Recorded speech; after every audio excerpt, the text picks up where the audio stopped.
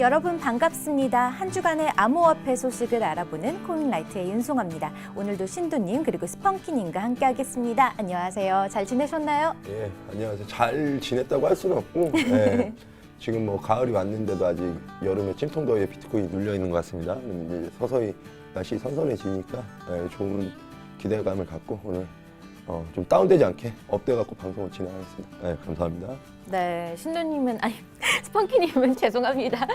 좀 이제 업 되셨나요? 아니면 아직도 다운되셨나요? 저는 항상 그냥 비슷하고요. 이제 비트코인이 그래도 좀 하방을 한 이후에 이제 좀 낮은 가격에서 지금 횡보하는 모습을 보이면서 아직도 좀 많은 사람들이 좀 공포 구간에 있다고 보시는데, 그냥 이렇게 내려온 김에 좀 저는 더 내려가서 좀 싸게 비트코인을 많이 살 수 있는 기회들이 좀 왔으면 좋겠네요. 네, 매우 긍정적이네요. 저희가 오늘 코인라이트 시간에는요, 코리아 블록체인 위크에 대해서 한번 이야기를 나눠보고자 하는데요. 굉장히 큰 행사였잖아요. 두 분은 다녀오셨나요? 다녀왔습니다. 예, 당연히 다녀왔는데 네. 표가 비싸서 일반 분들은 참여하기가 너무 힘들었고 그게 아이고. 좀 너무 아쉽더라고요. 다 거의 다 관계자분들만 오셔갖고, 왜냐면 일반 분들 이렇게 투자 심리나 이런 것도 보기가 그런데 가면 좀 봐야 되는데, 이번에는 표값이나 뭐 아무래도 관심도도 많이 떨어졌고. 그래도 주요 관계자들은 다 왔었나요? 예, 주요 이제 외국 분들이 특히 많이 왔고요. 한국 분들 좀 쪽에서는 유명한 분들 누구 기억나는지. 비탈릭, 그다음에 저는 뭐 유튜버라니까 이반이라고 제일 네. 예, 유튜버 중에 많은 분이 있어요. 팔로우가 왔는데 잘생겼더라고요. 네. 얼굴로 많이 팔로우가 된 것 같습니다. 네, 신부님이 또 잘생김을 인정해 주셨는데요. 어떠셨어요? 네, 이제 저 같은 경우는 저희가 그 코리아 블록체인 위크인 만큼 이제 일주일 동안 하는 거라서 좀 행사가 다양하게 많거든요. 저희는 행사를 또 따로 한번 했어요. 그래서 이제 저희 행사 자체적인 행사를 통해서 이제 코리안 블록체인 위크에 이제 포함된 행사도 하나 진행을 하게 되었고, 그다음에 이제 메인 이벤트도 많이 가서 좀 다양한 사람들을 좀 많이 만나게 되었었는데, 좀 개인적으로는 저는 좀 긍정적으로 평가를 했어요. 왜냐면은 기존에 있었던 디코노미라든지 작년에 있었던 행사들을 보면은 사실 이제 이 암호화폐 시장에서 좀 어떻게 보면은 좀 한탕하려는 사람들이 좀 많이 왔었어요. 네. 그러니까 좀 빠르게 하고 좀 얘기를 해보면은 딱 봐도 아는 게 별로 없어요, 이 사람이. 근데 이제 어떻게 이 시장에서 뭐 한국에서 돈을 좀 끌어간다든지 뭔가 그런 식으로 좀 빠른 지름길을 찾는 사람들이 많았다면은 이번에는 좀 축소되고 사람들도 많이 훨씬 적었지만, 그래도 이제 좀 그 오신 분들 같은 경우는 이 업계를 정말로 이제 장기적으로 믿고 있으며 좀 블록체인 관련된 지식도 이제 풍부하고 네. 어느 정도 이제 가치를 부여할 수 있는 그런 좀 엘리트 중심이라고 해야 될까요? 좀 이제 많이 안 남은 것 같아요. 이제 좀 남을 사람들은 남았는데 걸러졌다. 많이 걸러지고 남을 사람들은 남았는데, 이 남은 사람들은 뭔가 끝까지 갈 것 같은 사람들, 그러니까 이제 뭔가 이제 바닥을 다지고 있는 느낌이 좀 많이 들어서 그런 부분에 있어서 저는 상당히 좀 긍정적으로 봤다고 말씀드리고 싶습니다. 네, 이번에 코리아 블록체인 위크에는요, 블록체인 업계의 세계적인 명사들이 많이 이렇게 참석을 했었는데요. 특히 스마트 컨트랙트를 개념을 최초로 고안했던 닉 자보, 그리고 이더리움 창시자 비탈릭 부테린 등의 기조 발표가 있어서 또 눈길을 끌었는데요. 어떤 내용들이 있었나요? 그냥 뭐 상임 여태까지 나온 내용, 그러니까 저분들이 나와갖고 원래는 그러니까 닉제보라는 분은 잘 여러분들이 모르시고, 비탈릭은 워낙에 뭐 이더리움 창시자고 비트코인 진영에 있다가 비트코인이 그냥 화폐 개념만을 갖고 있다 보니까 비탈릭은 사실은 금융의 개념을 넣어갖고 스마트 컨트랙트 넣어갖고 나가서 이제 이더리움을 만든 거거든요. 근데 특별하게 내용은 중요한 내용이라고 하는 건 요번에 회계감사에서 이제 뭐 자산의 범죄에 못 들어가긴 했는데 무형자산, 그러니까 우리 보면 광업권, 영업권, 우리가 잘 아시는 권리금 용도의 이제 자산만 인정을 받았는데, 그게 오히려 비탈릭은 좀 유리한 입장이 아니겠느냐, 반대로 그렇게 좀 해석을 했고, 이제 닉제보가 여러분들이 잘 모르시는데 전 닉제보가 아직 살아계신지 몰랐으면 죄송합니다. 예. 왜냐하면 네. 비트코인 이제 나카시 사카모토라는 분하고 같이 이제 견주던 인물이에요. 그러니까 그때 비트코인을 만든 사람이 뭐 닉제보일 수도 있다 이런 얘기가 나올, 되게 역사적으로 좀 오래되신 분인데, 닉제보 같은 경우에도 예전에는 암호화폐에 대단히 긍정적이거나 이걸 대단히 중시 여기고 그다음에 뭐 탈중앙화에 대한 얘기를 많이 했는데, 지금은 어느 정도 인지도도 있어지고 어느 정도 자리에 가다 보니까 중요한 그러니까 본인의 본심보다는 그냥 원래 들을 수 있는 얘기들 블록체인은 뭐 국가랑 뭐 같이 가야 되고 뭐 예전에는 탈중앙 중심의 화폐가 필요하다 이제 강경 입장이었는데 네. 지금은 많이 유해진 입장이죠 사실은. 어. 예. 그러니까 뭐 신원이 그러니까 탈중앙화 돼갖고 우리가 프라이버시가 중요한 코인이 필요하다 뭐 그래서 암호화폐 비트코인이 필요하다 이런 입장이었는데 지금은 정부하고 발을 맞춰야 된다 어느 정도는 본인의 뭐 높아진 위상 때문인지 모르지만 그리고 어떻게 보면 비트코인은 또 중앙화 화폐하고 같이 가야만 살아남을 수도 있고 뭐 여러 가지 좀 입장이 예전하고 많이 다르더라고요. 제가 보니까. 그리고요, 또 눈에 띄는 점은요, 삼성전자에서도 블록체인 사업 비전에 대해서 발표를 했다고 합니다. 이건 또 어떤 내용인가요?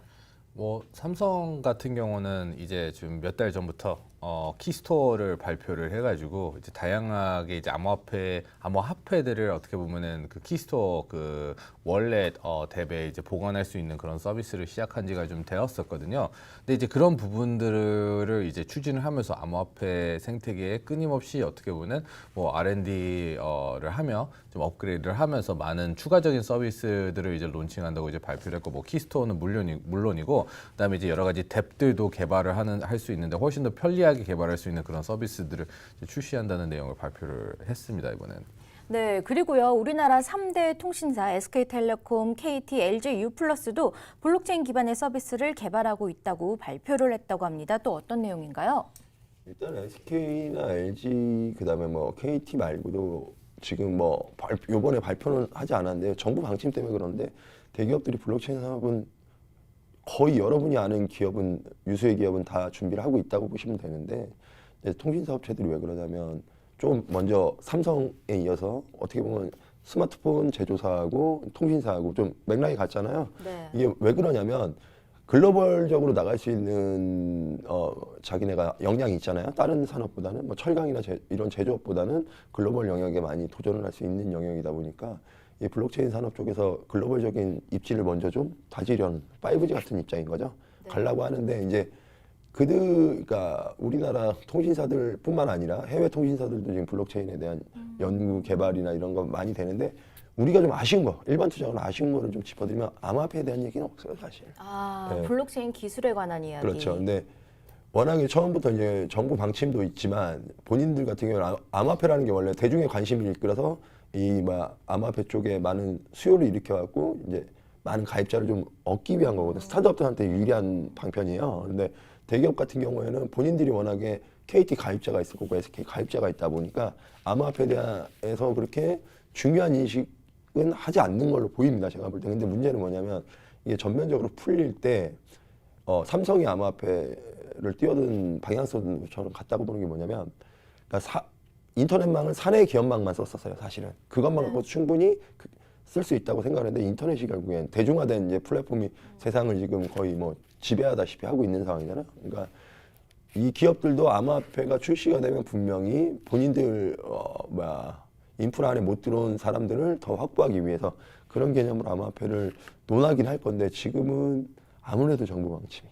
그렇죠. 아무래도 정부 쪽에서 블록체인은 육성하되 암호화폐에 대해서는 아직이란 입장이기 때문에 굉장히 발표에 있어서 조심스러운 거 아닐까요? 이렇게 뒤로 혹시 준비를 한다든지 뭐 이런 이야기 소문 같은 거 들어본 적은 없으세요? 뭐 아직 그러니까 암호화폐 자체에 대한 아직은 지금 시선 자체가 별로 안 좋단 말이에요. 그러니까 이제 블록체인 기술은 뭐 여러 가지 그런 장점들이 있기 때문에 이것을 안 쓰는 것 자체가 사실은 좀 약간 말이 안 되는 그런 상황이라고 볼 수가 있지만 어쨌든 간에 암호화폐로 인해서는 좀 약간 이제 막 거품 구간을 지나간 단계로서 네. 되게 여러 가지 인식이 좀 좋지 않기 때문에 그런 부분에 있어서는 아직도 눈치를 좀 많이 보고 있는 것 같습니다. 네, 그런데요. 장병규 대통령 직속 4차 산업혁명위원회 수장도 참석을 해서요. 한국 정부에 대한 블록체인 정책 권고안에 대해서 언급을 했다고 들었습니다. 이것도 어떤 내용인가요? 그러니까 뭐 장면과 본질은 너무나 다 똑같아요. 어떻게 말을 맞춘 건지 모르겠지만 암호화폐에 대해서는 언급을 안 합니다. 아, 네. 네. 근데 블록체인에 대해서는 분명히 인지를 하고 있고 블록체인 산업을 육성을 한다. 뭐 그다음에 스타트업 투자도 정부들이 하겠다. 뭐 이런 내용들인데 기존 뭐 우리가 언론에서 보던 뉴스 내용 그대로인데 이제 재밌는 거는 뭐냐면 블록체인 육성이 지금 미국에서 이제 뭐 최근에 청문회 등 이런 게 있다 보니까 이런 거를 뭐 정부 관계자가 나와갖고 이런 행사에 나와갖고 발표를 하거나 사실은 참여를 안 했었거든요. 네. 근데 요번에 가서 보시면 알겠지만 서울시에서도 나와서 부스를 차리고 블록체인에 대한 설명은 해요. 근데 제가 물어봤죠. 그래서 암호화폐에 대해서는 입장이 어떻습니까? 그러니까 저희는 암호화폐에 대해서는 전혀 생각하지 않고 있습니다 했는데 문제는 뭐냐면 우리나라 정부나 기관이 좀 안타까운 게 블록체인 산업을 하려면 암호화폐가 왜 필요한지에 대한 인지를 안 하려고 해요. 분명히 그렇죠. 필요한데 인지는 안 하려고 하는 게 상당히 좀 아쉬운 부분이 뭐냐. 잠깐 아까 KT를 말씀드렸는데 SK나 이런 사업자들이 한국에서는 강해요. 네. 한국에선 강하기 때문에 블록체인 산업을 충분히 보편화시킬 수 있습니다. 국내에서. 근데 문제는 뭐냐면 해외 글로벌 마켓으로 갔을 때 가입자를 이 통신사들이 미국의 통신사들인가 일본이나 중국의 통신사들보다 강하지 못하거든요. 그럼 얘네들보다 훨씬 더 나은 조건을 소비자한테 제공을 해야 되는데 그때 글로벌적인 암호화폐가 이런 수익 개념을 공유한다는 개념이나 이런 걸로 간다 그러면 그런 기업들보다 경쟁력이 더 생기거든요.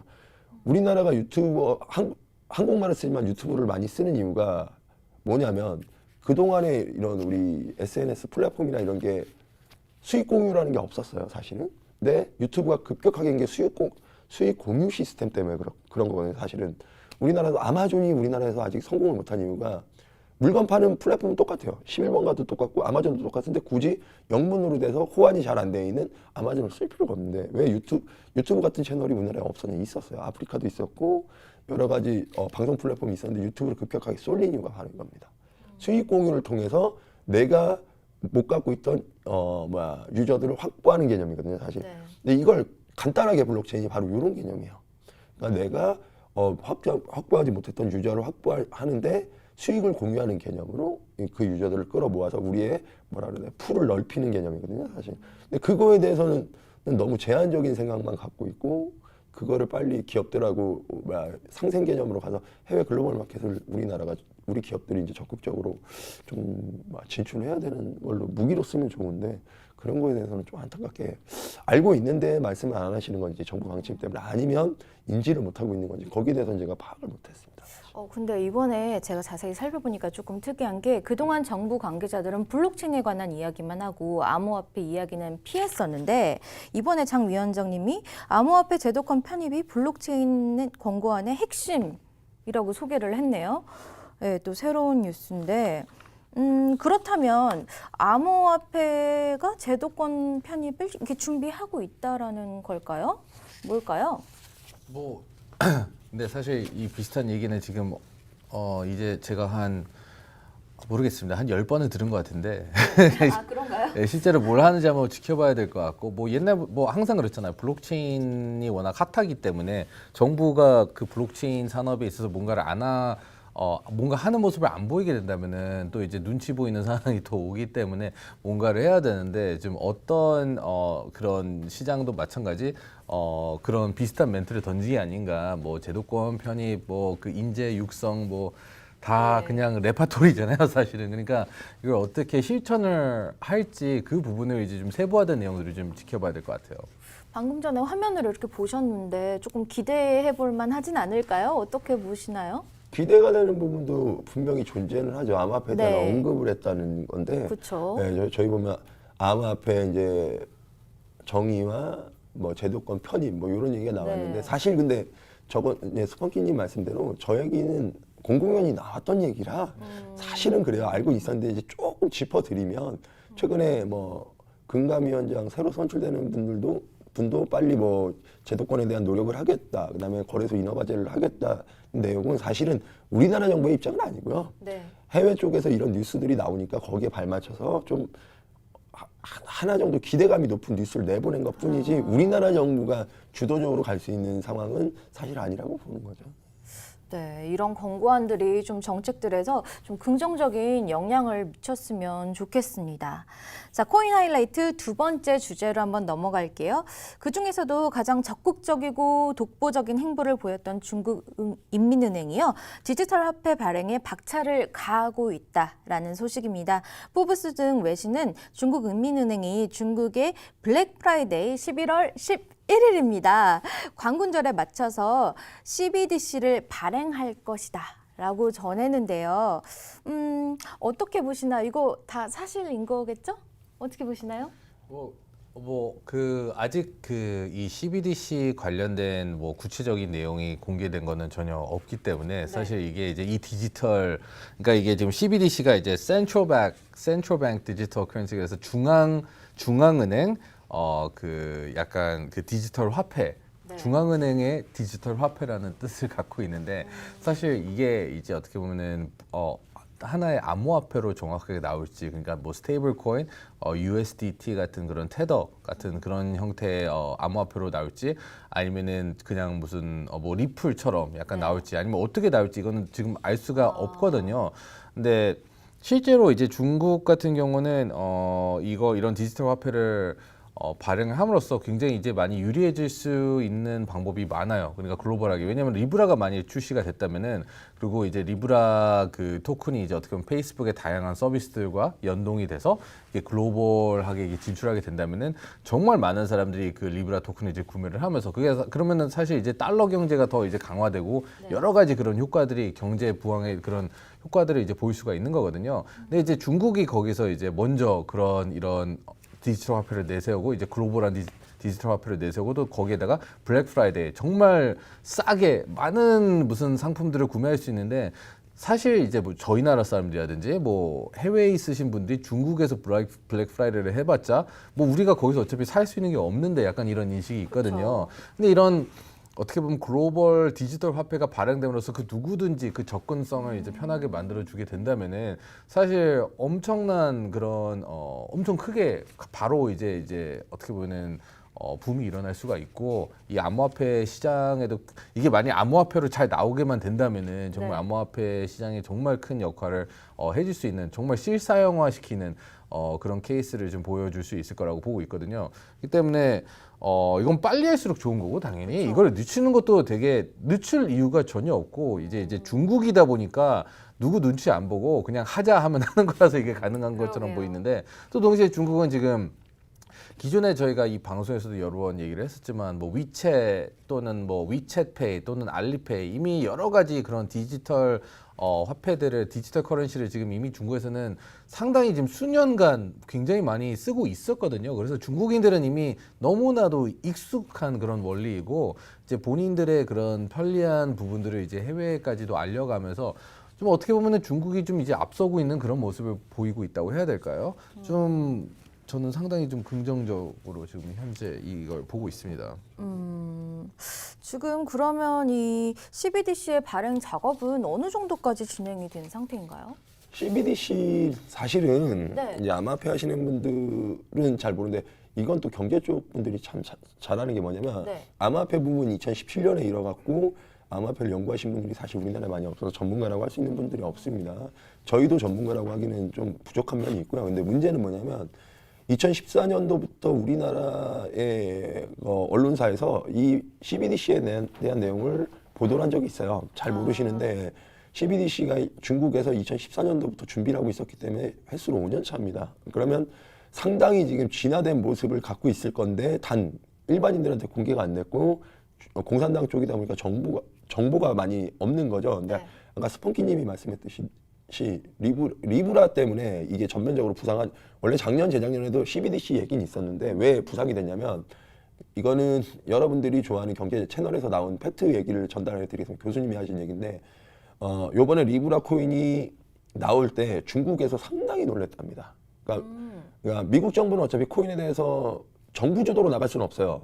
왜냐하면 민간 산업, 그러니까 정부 주도로 나갈 수 있는 화폐 산업이 아니기 때문에, 아직 크립토 커런시는. 그런데 리브라가 30억 유저 베이스라고 있는데, 거기서 만약에 코인을 출시하게 되면, 지금 중국 정부에서 5년 동안 준비했던, 중국은 지금 위챗하고 알리페이하고 또 하나 갑자기 기억이 안 나는데 13억 정도 추산하고 있어요. 그러니까 자기네보다 2배 이상의 규모에서 출시가 되면 상당히 자기네 산업이 여태까지 준비했던 게 늦어질 수 있겠다 해갖고 급작스럽게 발표를 계속 언론에 내보냈는데, 11월 11일 이제 이건 홍콩제가 관계자분을 이번 행사에서 만나고 왔는데, 그분이 얘기하신 게, 그분은 중국 뉴스를 보시겠죠, 당연히. 11월 11일 날 광군절부터 사용된다. 그래서 이것 때문에 홍콩이나 그 지역 사람들은 비트코인에 엄청난 영향을 줄 거라고 믿고 있고, 상당히 한국이나 이런 해외 시장에서 모르고 있다. 왜냐하면 중국 내 정보니까 우리도 알 수는 없죠, 사실은. 그러다 보니까 11월 10일 날 광분절에 사용하게 되면 사람들이 그때 돼서 비트코인을 인식할 것이다. 이런 얘기가 지금 시장에 돌고 있고, 또 스펀키님이 아까 얘기했던 건 아주 중요한 얘기가 있었는데, 지금 미중 무역 전쟁에 있어서 가장 중요한 핵심적인 IT 기업 대 IT 기업의 싸움이에요. 네. 그러니까 아마존과 알리바바, 뭐 텐센트와 페이스북 이렇게 싸움인데, 여기서 이 산업의 4차 산업의 주도권을 잡으려면 뭐가 문제냐면 자기네가 들어가지 못했던 시장을 개척하는 의미거든요. 근데 지금 달러나 위안화 같은 경우에 뭐가 있냐면 글로벌 장벽, 중국이 장벽을 막으면 달러가 못 들어가고 미국이 장벽을 막으면 위안화가 미국 진영을 못 들어가요. 근데 이거를 간편하게 할 수 있는 게 코인인데, 그걸 국가 주도 CBDC를 발행한다는 건 요번에 발표 보면 역의 위안화하고 팩을 한다 그랬어요. 역내 위안화하고 역의 위안화는 환율 차이가 존재합니다. 그래서 우리가 비트코인 재정 거래를 할 수 있듯이 재정 거래를 할 수가 있거든요.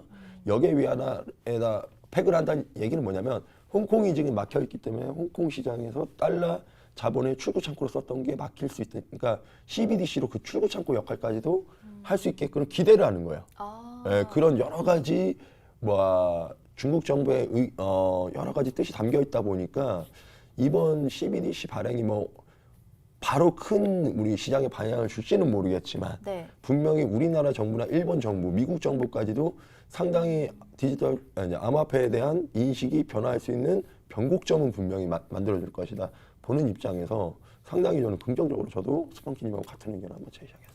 근데 11월 11일이면 진짜 얼마 안 남은 건데, 이 백서가 발표가 된다든가 구체적인 발행 날짜 이런 거 조금 더 구체적인 내용들이 나왔나요? 아직 나온 거는 없어요. 그렇기 때문에 제가 이제 말씀드린 것처럼 이게 어떤 형태의 디지털 화폐로 나올지는 지금 아무도 지금 현재 모르는 상황이기 때문에, 그냥 그러니까 어떤 기술이 응용될지는 저희가 이제 모른다는 거죠. 근데 만일 정말로 암호화폐로 나오게 된다면은 어떻게 보면은 저는 개인적으로 중국에게 있어서는 큰 기회가 될 수 있을 거라고 생각하고 있어요. 왜냐하면 기존에 있었던 여러 가지 그 위챗페이라든지 중국이 이미 쓰고 있는 그런 다양한 디지털 화폐들은 이제 너무 심하게 중앙화되어 있기 때문에 거기서 뭘 하고 있는지 사실 누구도 알 수가 없고, 그런 이유 때문에 이제 중국인들은 선택권이 없어서 쓸 수 있겠지만 충분히 근데 이제 글로벌 이제 중국 외에 다른 사람들은 사실 좀 쓰기 꺼림직하긴 하거든요. 그렇기 때문에 좀 그런 거부감이 좀 있었는데, 이게 만약 암호화폐로 나오게 된다면은 그 암호화폐의 특징인 그런 탈중앙화와 이게 당연히 탈중앙화지는 않겠지만 중국이 만드는 거니까, 근데 투명한 그런 운영이 좀 보일 수가 있거든요. 스마트 컨트랙트와 이제 블록체인을 통해서 이제 그런 게 이제 모든 게 확인이 가능하기 때문에 그런 부분에 있어서는 이제 이 부분은 이제 제 개인적인 희망이고, 그리고 중국도 아마 이런 부분들 크게 좀 생각을 하고 있다고 생각하고 있습니다. 이게 왜냐면 글로벌 시장을 노리고 있기 때문에 이런 걸 만드는 거지, 사실 중국은 이미 이게 필요가 없거든요. 이미 다 자리가 잡았기 때문에 좀 블록체인 암호화폐로 쓰면서 그런 모습 보이지 않을까 싶습니다. 네. 이번에 그 중국에서 CBDC가 발행이 된다면 그 규모가 어느 정도 될 것 같나요?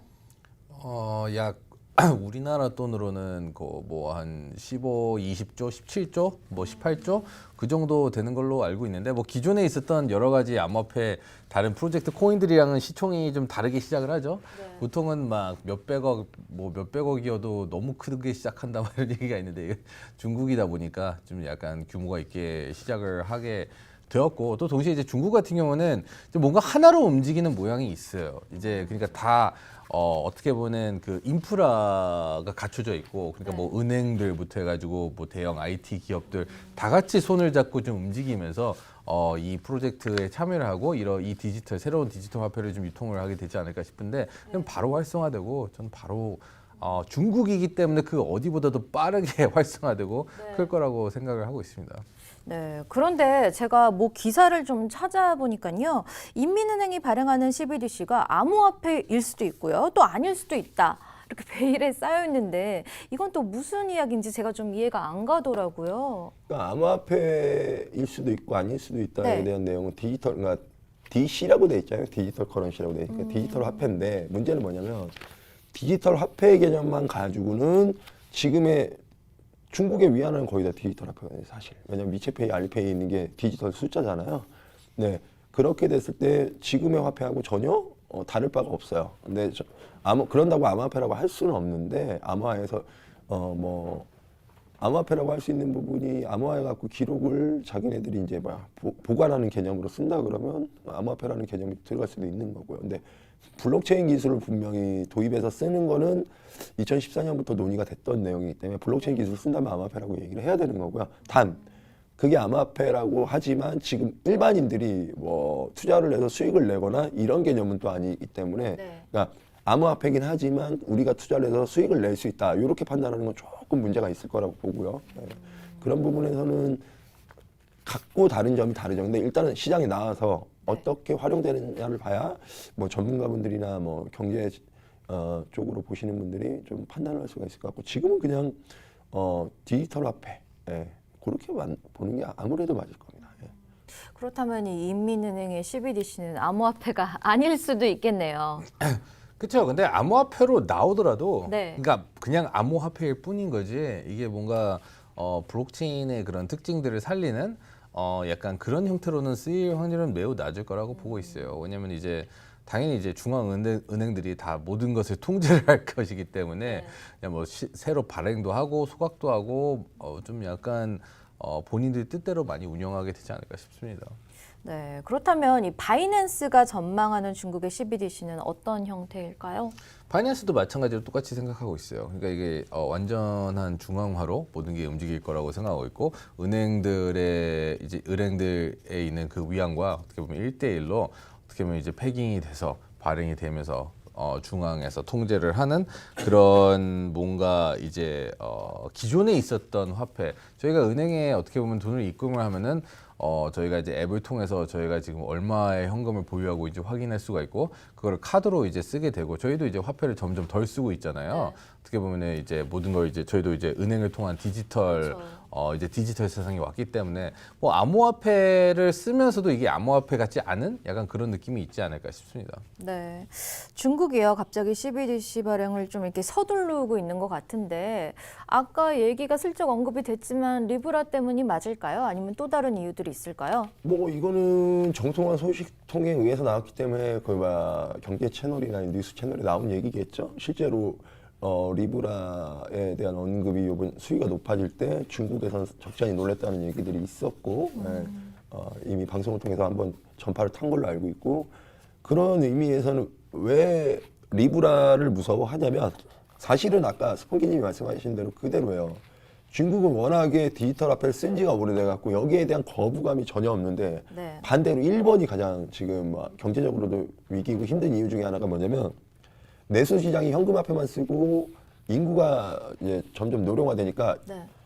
그러니까 디지털 화폐를 쓰지도 않고 카드 결제를 쓰지도 않다 보니까 움직이지 않으면 돈을 쓰지 않는다는 사회잖아요. 사실 네. 노령화가 됐는데 뭐 핸드폰도 스마트폰 보급률도 낮으면 결국엔 내가 여행을 다니거나 뭐 식당을 가서 밥을 먹거나 이렇게 경제 활동을 해야 되는데 거의 일찍 자고 뭐 집에서 쉬는 개념으로 이렇게 넘어가잖아요. 그러다 보니까 일본 경제 내수 시장의 침체 중에 하나가 돈의 이제 유통 속도라 그러는데 그 속도가 현저하게 떨어졌어요.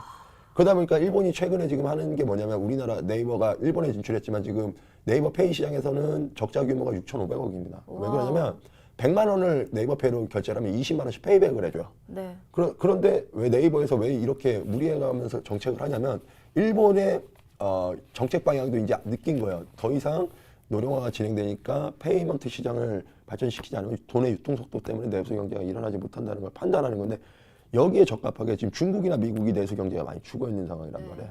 근데 중국 같은 경우에도 중국 시장 내에 한국인이나 일본인이나 미국인 같은 해외의 글로벌 소비자들이 참여를 해서 그동안에 이제 소비를 하지 않았던 광군절에 들어오게 된다든가 블랙 프라이데이 같은 미국에 우리나라는 사실 아마존에서 물건을 사는 경우는 1년에 딱 한 번 있어요. 블랙 프라이데이. 그 외에는 수수료 비싸고 그다음에 막 이렇게 배송되는 시간이 비싸고 길고 이렇기 때문에 안 하는데 그렇죠. 만약에 송금 수수료를 줄일 수 있고 아까 바이낸스에서 나온 대로 내가 그냥 웹을 깔았는데 원화로 위안화 그 CBDC를 교환할 수 있으면 알리바바에 사고 싶은 물건을 얼마든지 결제할 수 있는 상당히 지금보다는 진화된 결제 플랫폼이 돼버리죠. 물론 중국 내에서는 이미 이거보다 더 쉬운 결제 플랫폼이 있지만 해외 유저들이 각광받을 수 있는 결제 플랫폼이 없거든요, 사실.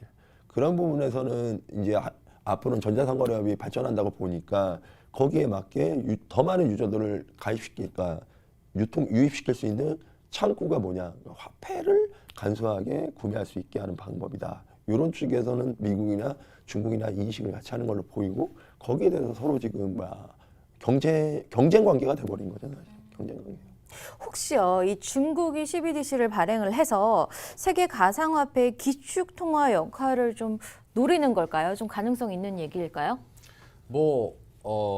가능성을 떠나서 사실 그만큼 이제 중국이 또 영향력이 있기 때문에 좀 사실 이쪽 시장 자체가 이제 먼저 선방을 치는 쪽이 좀 많이 유리해질 수밖에 없다고 저는 생각하고 있어요. 그러니까 리브라도 있고 리브라가 많이 치고 나왔다면은 정말 큰 파장을 일으킬 수가 있었을 텐데 중국이 어떻게 보면 이건 중국이 마음 먹고 한 거거든요. 네. 그렇기 때문에 또 이제 어떻게 보면은 그 디지털 화폐 자체를 이제 쓸 수 있는 여러 가지 그 인프라가 이미 있기 때문에 굉장히 편리하게 되게 잘 만들지 않을까 싶습니다. 정말 저는 좀 지켜보고 있어요, 이 부분.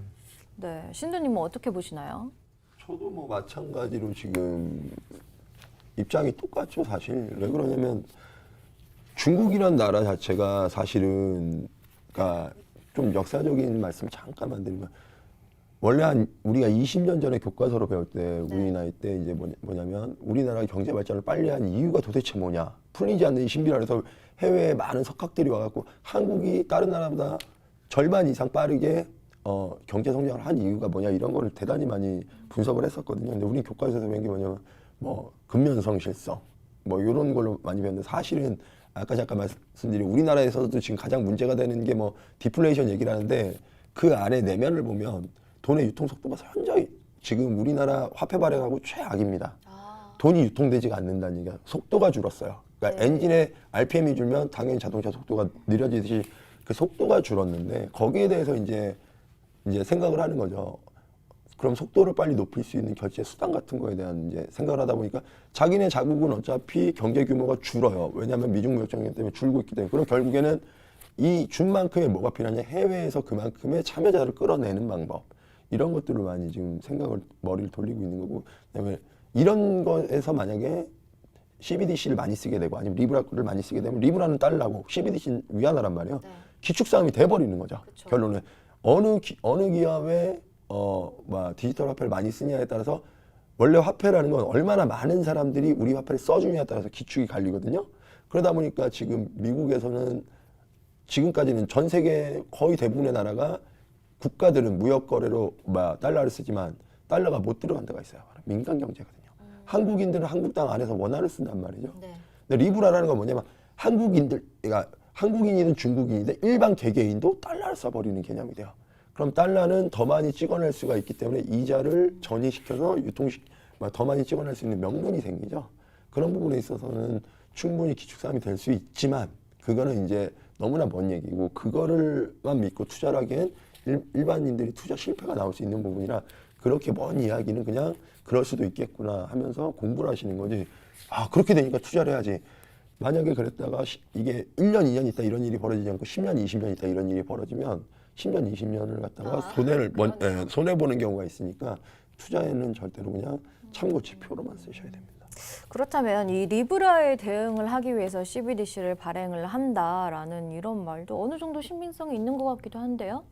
네, CBDC는 사실 지금 개발을 시작한 지가 상당히 오래됐고 그리고 중국 같은 경우는 이런 디지털 화폐에 있어서는 전 세계에서 가장 선두주자고 앞서고 있거든요. 그 나라에는 이미 활성화되어 있다는 이제 말씀을 지금 드렸지만 정말 한 뭐 3, 4년 전부터 중국은 이미 모두가 지금 디지털 화폐를 아주 자연스럽게 쓰고 있는 그런 문화까지도 이제 정착한 상황이기 때문에 뭐 리브라에 대응하기 위해서 만들었다기보다는 CBDC는 항상 그 자리에 있었고요. 그다음에 이제 좀 리브라가 어떻게 보면 전 세계에 좀 약간 노이즈를 일으켜서 조금 더 부각되고 있는 약간 그런 모습으로 해석을 해도 될 것 같습니다.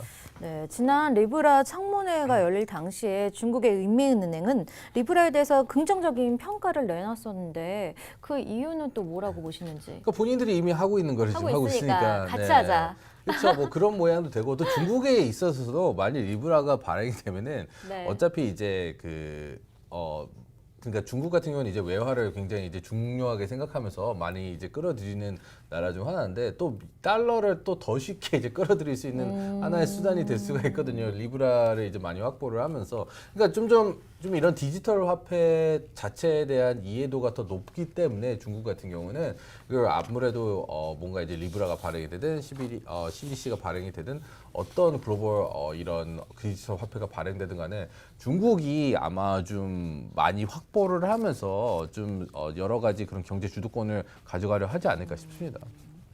네, 그렇다면은 이 중국 인민은행이 CBDC를 발행하는 목적, 사실 우리가 했던 이야기 속에 조금씩 나왔던 것 같긴 한데, 좀 마지막으로 한번 정리해 주신다면. 왜 아까 이제 스포님이 말씀하신 것 중에 네. 외환 얘기가 있었는데요. 네. 아주 간단히 설명드릴게요. 알리바바에서 만약에 내가 구입하고 싶은 물건이 있으면 미국인이 만약에 구입하고 싶은 물건이 있을 때 달러권 이제 경제권에 있는 사람들이 거기서 CBDC를 사려면 달러를 입금하고 CBDC를 받게 될 거예요. 그러면 지금 최근에 논란이 되고 있는 중국의 빠른 외환 반출이라는 외환 유출이 지금 문제가 되고 있잖아요. 원유값이 상승하고 돼지고기 값이 올라가니까 돼지고기를 수입하는데 달러를 많이 쓰게 되면 외환이 외환 보유가 급격하게 떨어지는 현상이 나오거든요. 근데 CBDC를 사기 위해서 달러가 입금이 된다 그러면 이건 외환이 유입이라 그래요. 이걸 외환 유입이 돼서 상당히 중국 내 경제 사정도 좋아질 수 있는 부분이 일정 부분 존재를 하고요. 그런 부분에 있어서는 아직 초기 모델이지만 가능성들이 있는 얘기들입니다. 네. 2017년도 9월에 중국이 ICO를 금지했습니다. 근데 이번에 CBDC 발행으로 관련 규제가 좀 완화될 것이다라고 기대를 모으고 있는데 두 분은 또 이에 대해서 어떻게 보시는지 궁금합니다. 어떻게 보시나요? 신두님부터 좀 이야기일까요? 저는 잘 모르겠는데 이 부분에 어떻게 완화가 될까요? 제가 볼 때도 이 부분은 사실은 의미가 없어요. 왜냐하면 이게 CBDC를 암호화폐라고 생각한다 그러면 관계가 있을 수가 있는데 디지털 화폐인지 암호화폐인지에 대한 얘기가 지금 정확치가 않으니까 그러니까 예상을 해보면 유공 가능하겠네요. 그동안에는 이제 ICO를 할 때 뭐가 문제가 되냐면 코인으로 보냈던 거거든요. 그러면 기존의 법을 교묘하게 피해가요. 아하. 왜냐면 화폐가 아닌 걸 보냈으니까. 아, 그쵸. 그러니까 사기를 당해도 구제받을 방법은 사실 없거든요. 근데 만약에 가상화폐 기업 공개를 하게 되는데 정부가 승인을 한다 그러면 CBDC로만 이거를 투자를 할 수 있게끔 하겠다. 네. 이런다 그러면 뭐 그거에 대해서는 우리가 알 수는 없지만 그러니까 지금까지 무분별하게 ICO를 해갖고 먹튀를 한 사기 업체들을 걸러낼 수 있는 방법이 있겠죠. 왜냐하면 자본이 어디로 흘러 들어갔는지 정확하게 중국 당국이 파악할 수 있는 부분이 생기니까. 근데 그것조차도 우리 예상인 거지 정확히 답을 할 수는 없는 거죠. 네, 그렇다면 코인 하이라이트 그 세 번째 이슈 저희가 한번 또 살펴볼게요. 벡트 거래량 부진의 원인과 전망입니다. 지난주 코인 하이라이트 시간에서도 최근 비트코인 가격이 $8,000 수준으로 내려앉은 이유가 기관급 비트코인 선물 거래소 벡트의 개업발이 부진했기 때문이다라고 또 분석을 해봤었는데요. 그렇다면요, 이 벡트 거래량이 부진한 이유가 무엇인지 조금 더 이야기를 나눠볼까 하는데요. 벡트 오픈 이후 그 거래량 한 어느 정도나 부진했던 거죠? 거래량으로 치면은 우리나라 좀 네. 소형 거래소 정도의 그런가요? 거래량밖에 안 나와가지고 많은 분들이 이제 되게 실망을 크게 하셨는데 사실 뭐 좀 시장 자체가 좀 침체기에 있었고 그리고 비트코인 가격도 굉장히 오랜 횡보 구간을 이제 좀 지키고 있었기 때문에 그냥 전 세계적으로 거래량이 정말 많이 줄고 있는 그런 시기였거든요.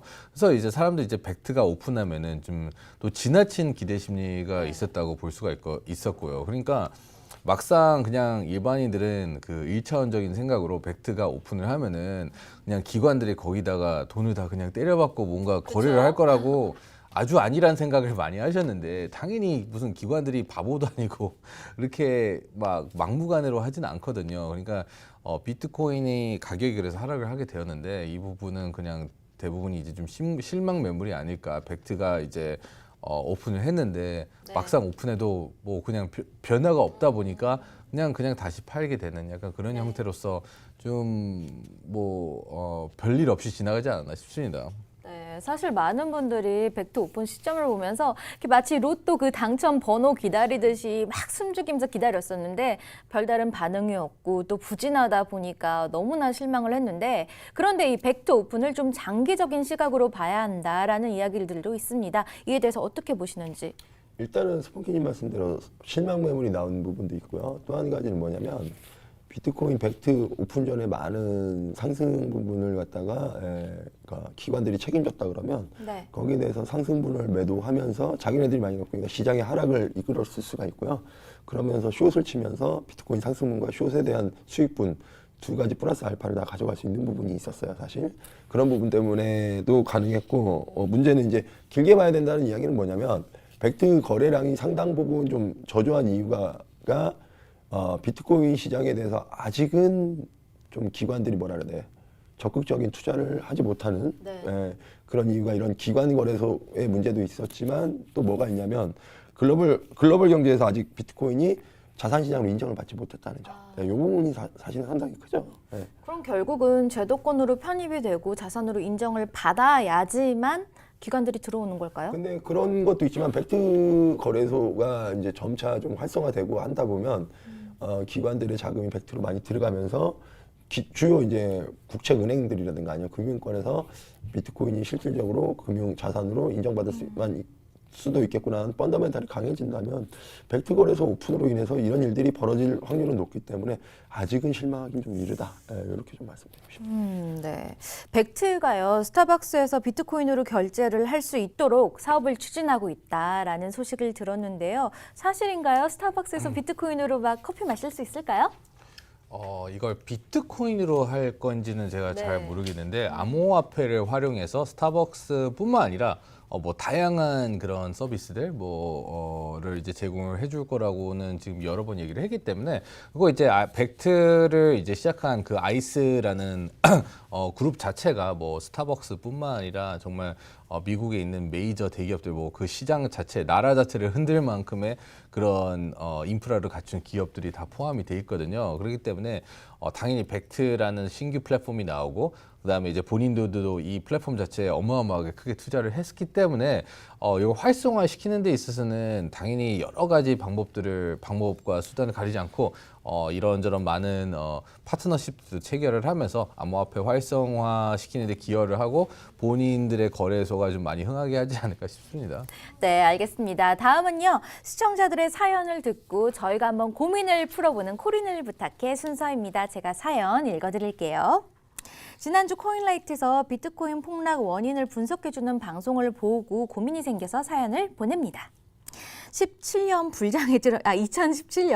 불장에 들어갔다가 패닉세일을 당해서 한동안 떠나 있었던 사람인데요. 예전에 남들 돈 버는 거에 훅해서 무작정 들어갔다가 이렇게 손해만 봤지만요. 떠나 있는 동안 지켜보면서 제가 공부를 좀 했는데요. 뉴스를 보면 지금이 매수 적기라고 많은 전문가분들이 이렇게 의견이 좀 많이 내주시고 있어요. 그래서 지금 들어가야 하나 고민을 하고 있습니다. 그런데 또 다른 전문가는 $4,000까지 무너질 것이라고 예측을 하던데요. 지금이 매수 적기인지 아니면 조금 더 기다려야 하는 건지 한번 알려주세요. 라고 보내주셨는데 어떻게 보시는가요? 네. 지금도 사고요. 4,000불 가면 또 사면 되고요. 또 2,000불 가면 더 사면 되고요.